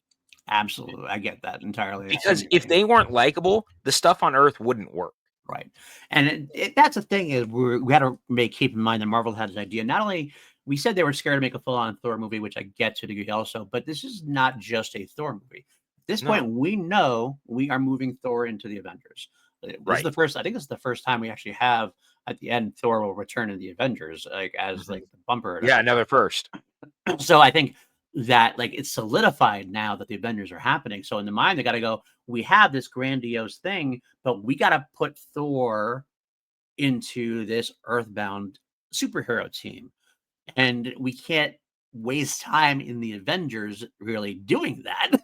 Yeah. So this serves as that way to get Thor down here so then he can go into here, so to Well, speak. it was the thing that Marvel always realized, is that it was better to build to the Avengers than just to do the Avengers, and it was the thing that kneecapped DC at WB, Yeah, because WB wanted to rush to get to Justice League because they saw that it was the Avengers movies were doing so well, right. and in doing that, they kneecapped their film, because you end up having to create introductions for all your characters, and Absolutely.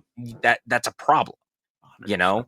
Especially if it's characters that people don't necessarily know. Right, and that's the thing too, is like a lot of these superhero teams are made up of like a big 2 or 3, but then there's like a lot of secondary characters that you're gonna have to flesh out a little bit, and they're not gonna know and be like, "Who's that? I don't know who that is."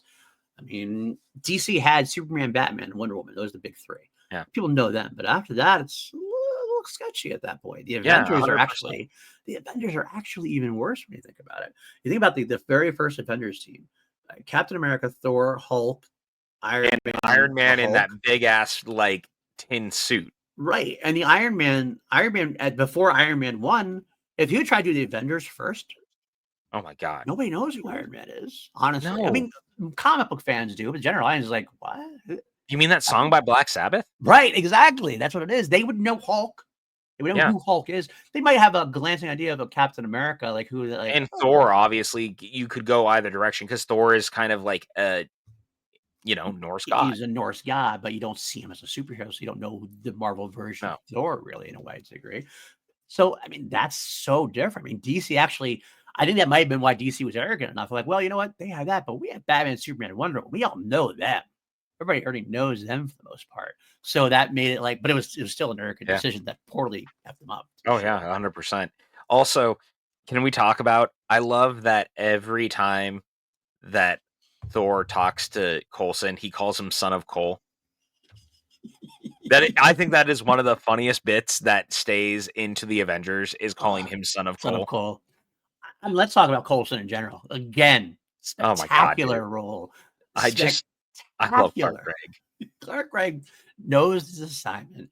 He's not in it very much, but when he is, he delivers every time. He is the guy who's supposed to act completely not impressed with the most impressive things you could possibly imagine, except for Captain America, which we get to. Yes. That's the best part about that little running joke, which we'll get to the Avengers, is that that's the one thing he actually is like A almost super out of fan of. whack with. That's Yeah. right. Like one of my favorite lines in this entire movie is when Coulson comes back in just to Thor and goes, I don't think you've been completely honest with me. Know this, son of Cole. You have and Thor very quickly just being like, I will fight by your side, but you have to let me do this thing, and then just flies off, and he's like, but we have to debrief you.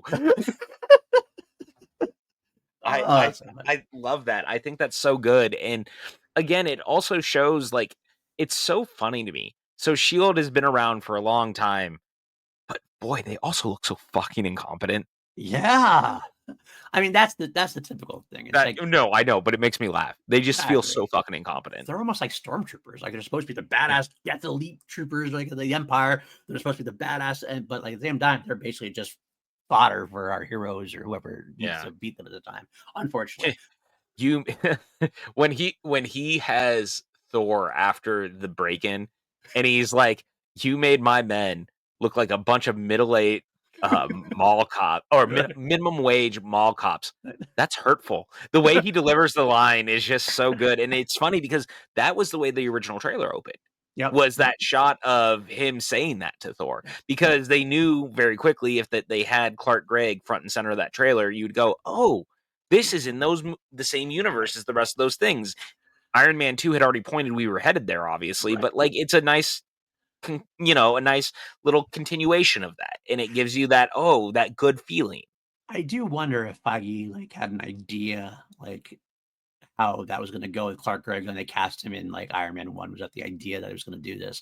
Or was it just like that, like he got so well received that they went, let's go back to him and use I him think it again? was more that. I think it Probably. became how do we lean in on it and keep moving with it, I and still think losing him from the main MCU films was one of the biggest like missteps of the earlier eras. I feel like you could have done a lot more with him still. I know he got Agents I of Shield out of it. I get that, but no, but I also I don't disagree with you, and I mean I have a lot of problems with the Avengers, and I do understand what they're. Here's the thing: we'll get to it. I like the Avengers a lot. I think that it, like a lot of the Phase One stuff, unfortunately suffers from look how far we've come. right. In hindsight, and I do think that that becomes one of those. I get why you did it. I get why that's why the Avengers get together. Everyone like Coulson, but it does kind of make it suffer a little bit because I Yeah. miss him in the MCU proper. There's something about the character and like talk about connectivity.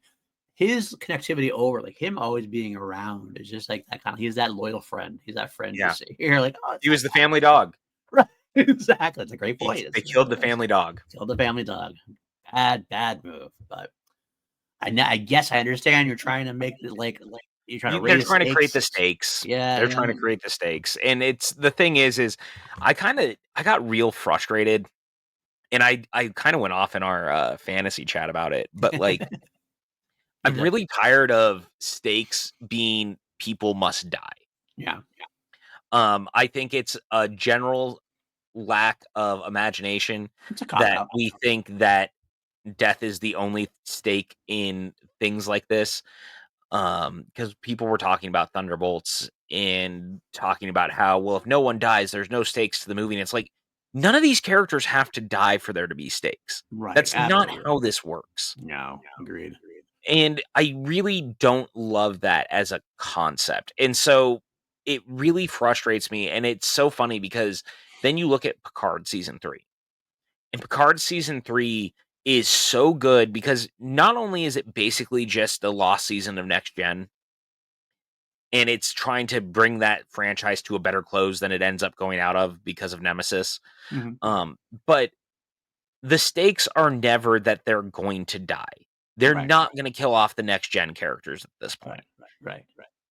And it doesn't need them. It has other ways to build up tension and make you believe that this stuff is going to like matter without the looming threat of death. I mean, I think it's okay to threaten death, like, because like, especially You for Card just Season 3, for example, you could have like the idea that this is like the final season of like this is probably the end of the next gen cast. They could go, they so the could. stakes are there. But like to Yeah. use the stakes makes it feel a little like cheaper and a cutout unless you have a specific reason why you're doing it. Right. And then Like now those are few and far between. I get why you do it in Endgame. I get Yes, the point 100%, of that. But 100%. it just also has to come at a time, and I think that the thing that something like Picard understands is it's a cop out to take all these characters away from each other once they've reunited, and we don't want to kneecap something like that, and so it becomes find a way to create a bigger threat, but they all work together to survive. That's more interesting, and Agreed. I just like that better because then you get to see them ending playing cards together. Yeah, I agree. I think that's the best part about it. You had that fun because at the end of the day, uh, this is entertainment. This is escapism for us. We Yeah, fall in love with these characters. Why do we have to have them die?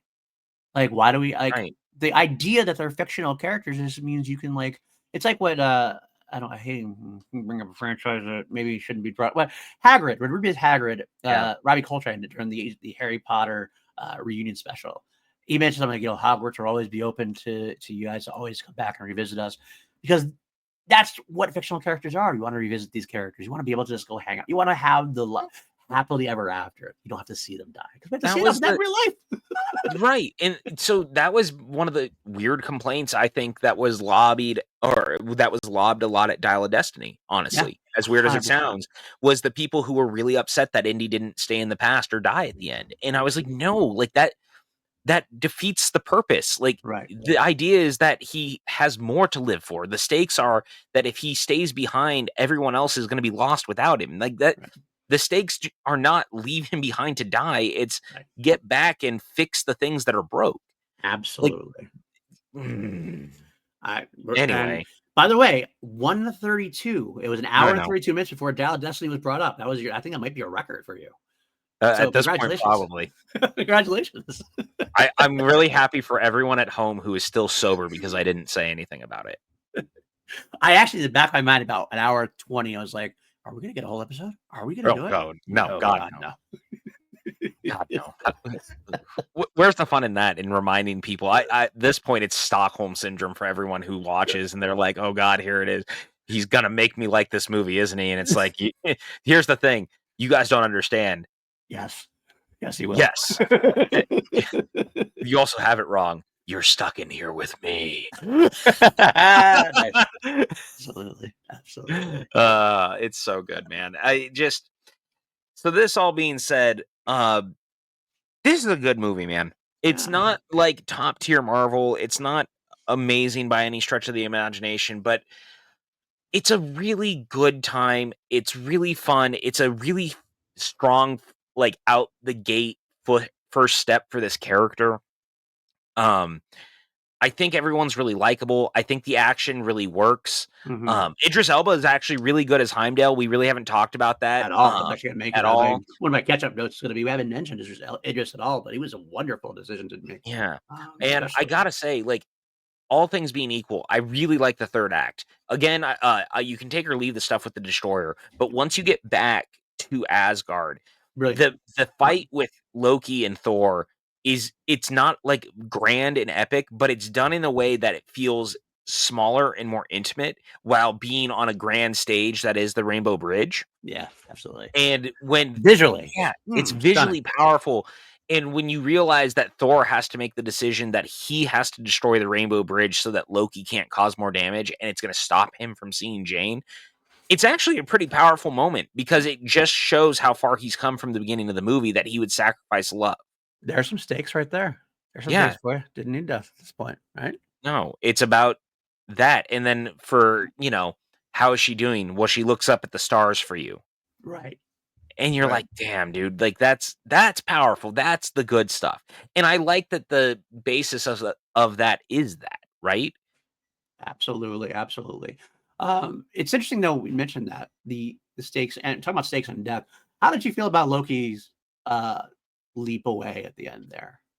I like that moment Okay. because he's already told us up front that there's more ways to survive and get out of Asgard than anyone will know. Right. And so I've always liked that he does it on purpose because he's also hoping to make Thor live with the pain of killing him Right. Yeah. because, Okay. that's a very Loki type of thing. I know I will say that one of the criticisms of the character over the course of the MCU is he has died quite a few times and come back. To the point where like Endgame when like sorry, Infinity War when that happened, we were like, is this the final one? This is the final one. And he still kind of came back in a Yeah. roundabout way. So when I saw that, I cringed a little bit, kind of like, I see where it begins. I'm like, okay, so this is the first time he's going to come back or whatever. But I will say it's kind of mitigated by the fact that it's not like it was a long time because he's in the post credits. Scene. So it's like, oh, okay, so he's not actually God. Okay, that makes Well, sense. and as we knew, like it had already been. I think at that point we knew he was also the villain in In the Avengers, Avengers. we might have So known that like already. I can't it remember. all kind of made sense, obviously, that was the route that they were going. So I always liked within the confines of the film, at least, though, this idea that he kind of lets go on purpose to make Thor live with the pain of this is on you. Like it seems like him trying to basically control the Right. narrative and control, it gives him a leg up on Thor, which is so why when he shows up again, it's like a big deal. Mm. Yeah, that makes sense. That makes sense. Yeah, so I've always liked it on in that capacity because it feels like a very God of Mischief type of move. I got. It. I kind of. I don't. I No, I almost would have preferred something a little different. Like I would have preferred like them capturing him, bringing him in somehow, and then like he leaves the prison. Like we leave him at the end of the prison, he gets out. Some I don't. I don't. I mean, it's fine. Again, it's nitpicky for me and all, but I do sure. like the idea that he can. It wasn't bad. It wasn't bad. It was just kind of like I might have chosen a different way to do it, but Eh, you know what? I get it, but I think it works within the confines of the yeah, film enough, and the bigger, like, play of Loki is always about trying to control everything like, control the odds and control right, everything around him, so, right, like, that works for me. right. Okay. Let's see. You got anything we're gonna wrap? That's pretty much we've done them mostly. I got a few notes there we can catch up on. Ones that we haven't mentioned yet. For me, I will say first off, the bleached eyebrows and beard is a choice. Uh, a little Yeah. distracting nowadays, like comparatively. Like, oh, that's what I get why you did it, kind of, but maybe you shouldn't, in hindsight, maybe bother to do that. Probably, but, again, hindsight and all of that. I couldn't not see. I'm kind of like, what is wrong? Like, oh, that's what that is. Okay, fair, got it. Um, Great Anthony Hopkins line delivery I want to mention. Like I mentioned before, he's not that he's phoning it in, but he's not necessarily. It's it is what it is. But he has one really great line when when he delivers to Thor. But you're not king. Yeah. Like out of Oh my nowhere, god. it's right there. That was worth the price of having him in the cast. Right there, so good. It it again, him and Loki in the, "Is it? Is it?" Like, oh god, he's every time again, there's a reason that the movie works as well as it does, and it's these reasons Yeah, there. yeah. I mentioned in my notes. I did mention it before. We mentioned the dude bro Thor thing at the beginning. I kind of forgot. It's been a while since I watched the film. How dude bro he was, considering how like surfer dude bro he gets later on, I guess you should Yes. say. Like, it's almost like I was like, "Oh, this is interesting because I don't see Thor that way because that's not how Thor is in the comics anymore, but he was in the beginning, and it was the right call to make, and it's the way he had to do it to tell the story because 'cause he's gotta have that arrogance to learn to be humble later on. That's what works to become a true hero. But it was jarring to me at first, I gotta admit, seeing how bad he was, how arrogant he was. Yeah. But it's not a knock because I think it actually does work very well overall. Yeah. So No, it does. It's so funny because yeah, I'm with you.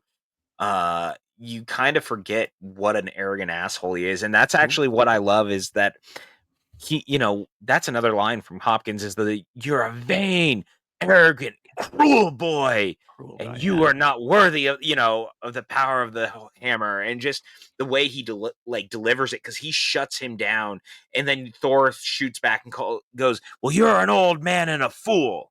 Right. Oh, Oh, dude. good moment there. And Chris does actually, for as much as I would give Chris a little flack for being like, obviously Hopkins and Hiddleston are up here, and he's a Oh, little sure. lesser, but he does stand his ground there, and it works very well overall. So I gotta give him credit for that. I mean, and that's Well, not a knock against Hemsworth. I mean, to say you're not in the caliber of Anthony Hopkins, that's not exactly a knock. A lot of no, people and aren't.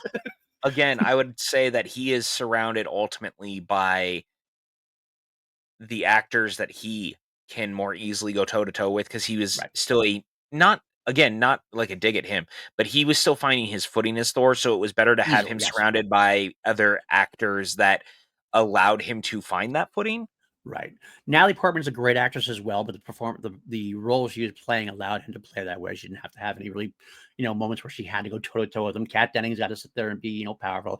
Stellan Yeah, Skarsgård, phenomenal actor, by the way. We know and this, but he yes, also doesn't have to have that like moment where he has to go toe to toe with him in this. It's kind of more of a soft landing for Chris here. they do have arguably one of the most heartfelt scenes though, which Yes. is once he I love when Selvig goes to get him out of the camp, and Yep.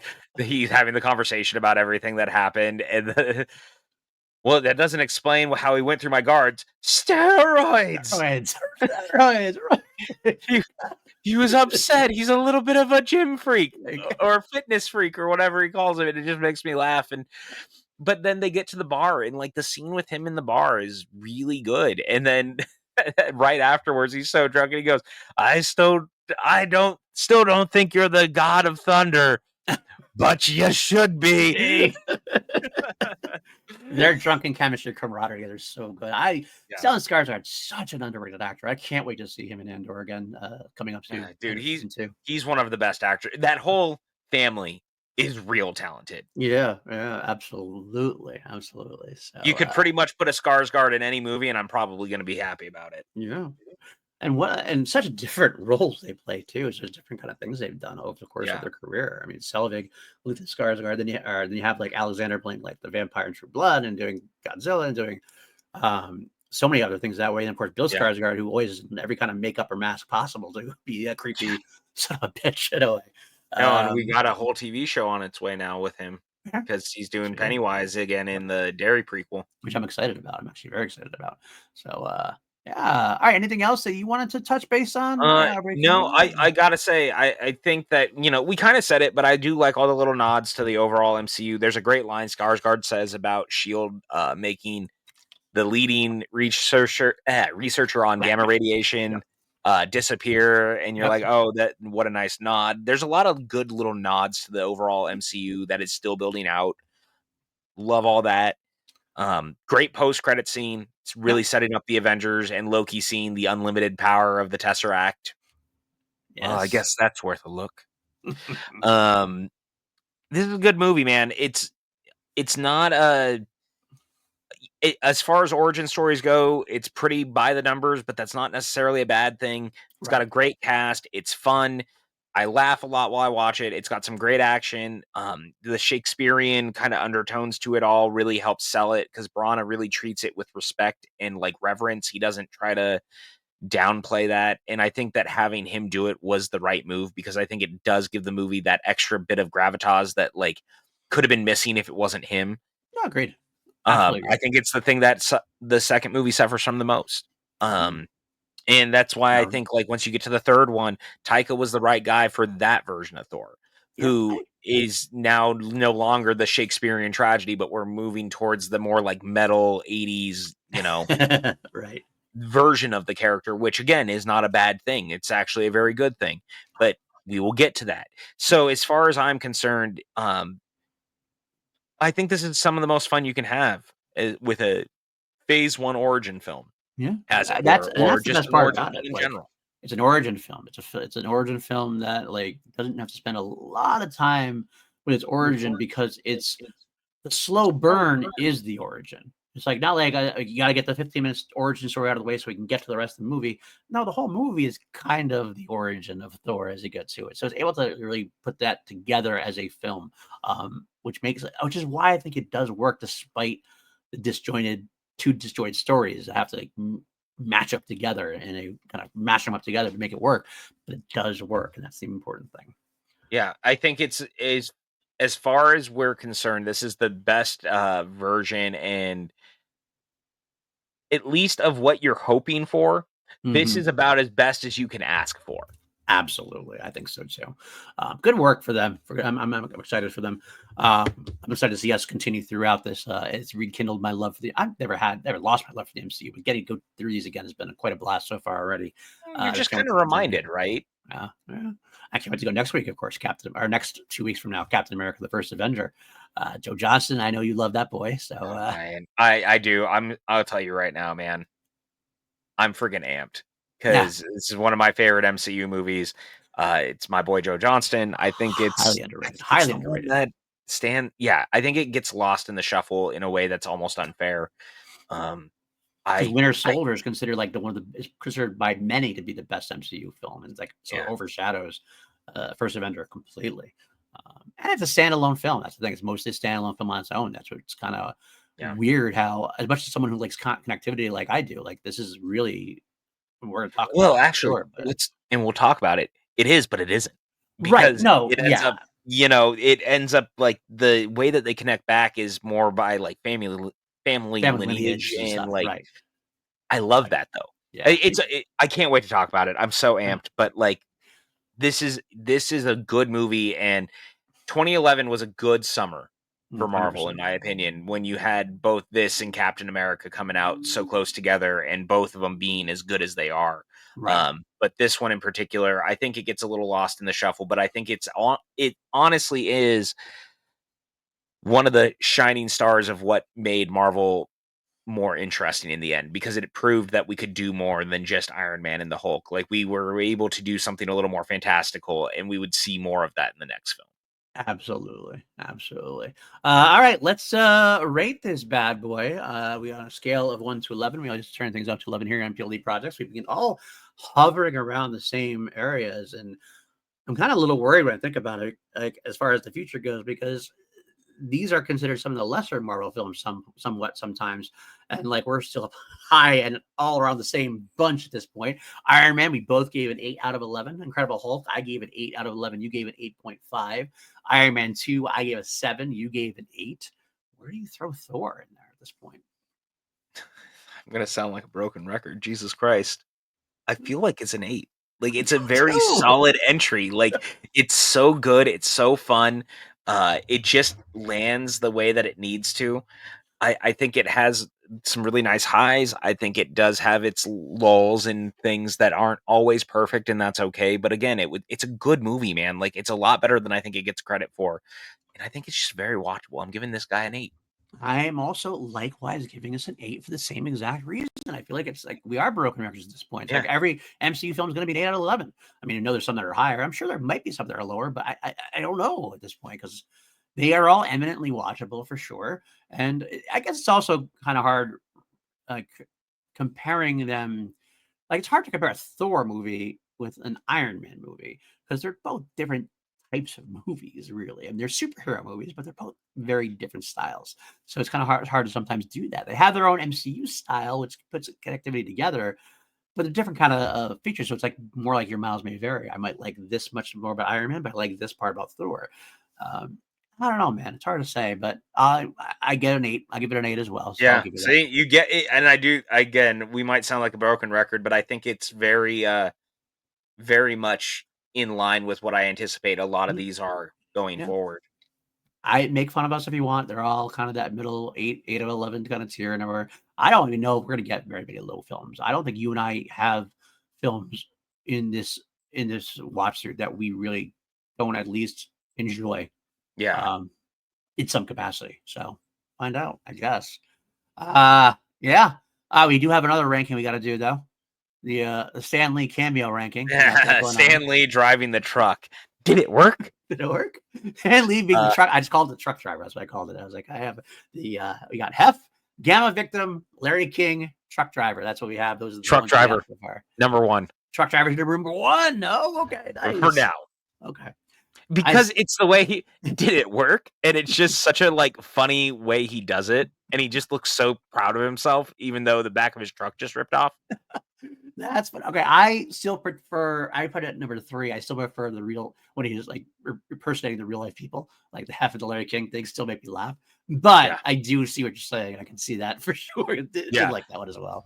Did it work? Just makes me laugh every time. It's so dumb, but it's so Uh, silly, and it makes me smile. all right. Where can the folks find you, PJ? You guys can find me wherever social medias are sold at PJ_Campbell. Hanging out with this gentleman here on the podcast where we're talking movies every week, it seems like now. And, if it's November, we've been talking about Doctor Who. If it's not November for you, we will be talking Doctor Who. Yes. That begins next week. So look forward to that. Otherwise, yeah, just trucking along, surviving, just trying to get to Thunderbolts at this point. Like the world is a crazy place, but Thunderbolts is around the corner. So Absolutely. Absolutely. This is, you can find me again, Paul_Denuzio on the Blue Sky. You can find me all over this podcast, this channel. Obviously, my name is on the tin, as Matty Gunner says. I do this podcast. I do a Star Wars podcast called Holy Snokes. I do a podcast called Review, which is about V. I do a Queen podcast with my sister YouTube channel. We have another podcast called Class Action, which is a monthly podcast to franchises or movies or actors up against each other. We're going to do The Accountant versus The Accountant 2 in May when that comes out. The end of April, Accountant 2 comes out. Let's see. Oh, I should mention this is a Patreon exclusive, like you said. So if you're watching this, you already hear.